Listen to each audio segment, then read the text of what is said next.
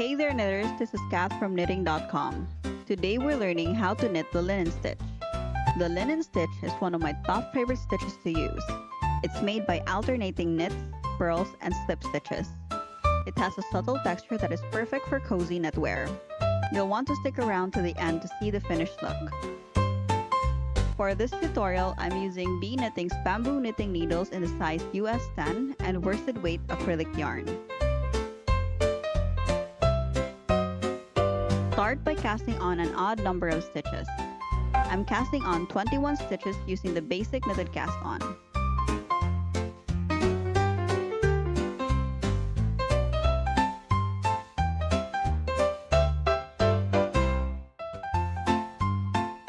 You'll find the tutorial linked on the upper right hand corner of this video.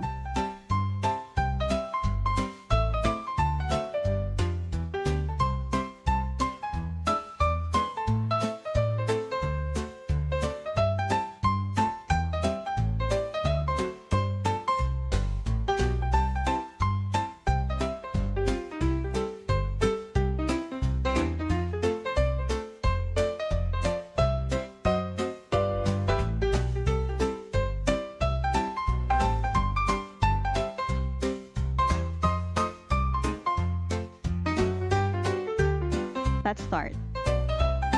Row 1. Knit 1 stitch. Bring the yarn to the front and slip the loop purlwise.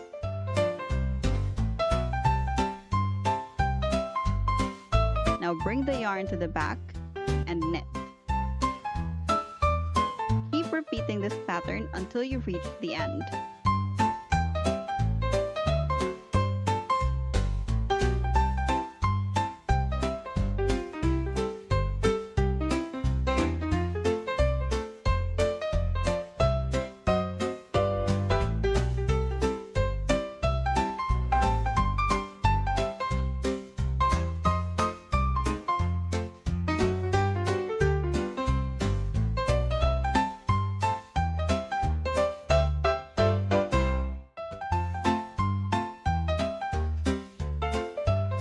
This is how your first row should look. I'm adding stitch markers to help me keep track of the rows. Make sure to use ones that are brightly colored so they're easier to see. I'm inserting one stitch marker to one corner of each row I make.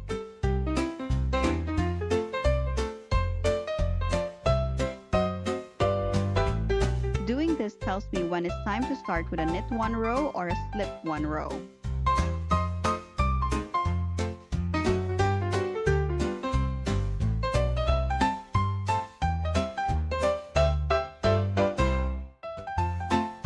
It's time for row 2. With the yarn towards the back, slip 1 stitch purlwise.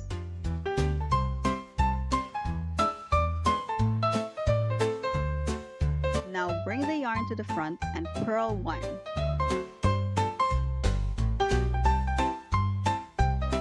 Bring the yarn to the back and slip 1 purlwise.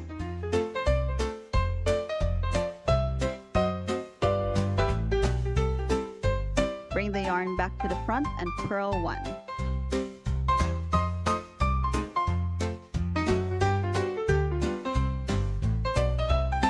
Repeat this pattern until the last stitch.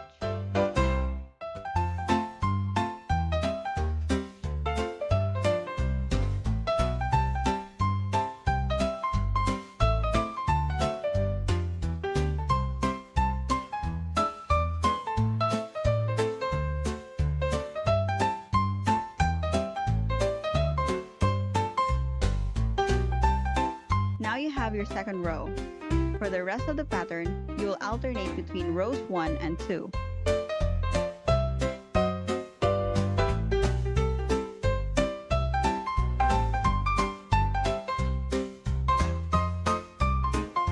I decided to use a stitch marker in a different color to better keep track of my rows. By adding this purple stitch marker at the end, I'll know that I've finished the second row's repeat and it's time for me to go back to the first. Keep alternating between rows 1 and 2 until you reach your desired length.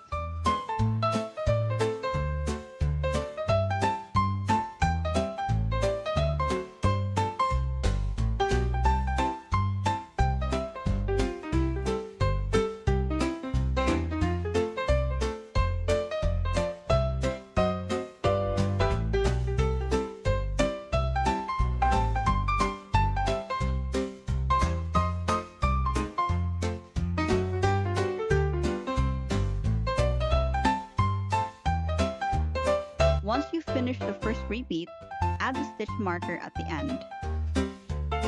It's time to repeat row 2.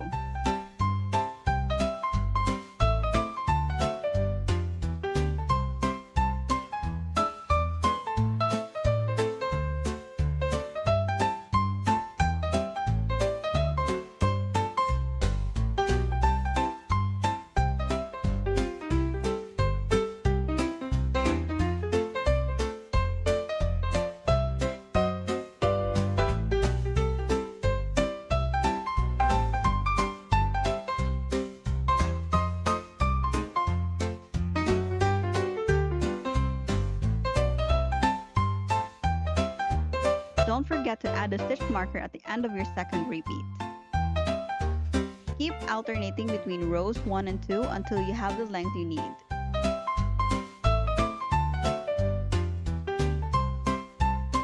After a few repeats, your swatch should look like the one I have here. Just look at that pretty texture. What did you think about this tutorial? Comment below and don't forget to subscribe.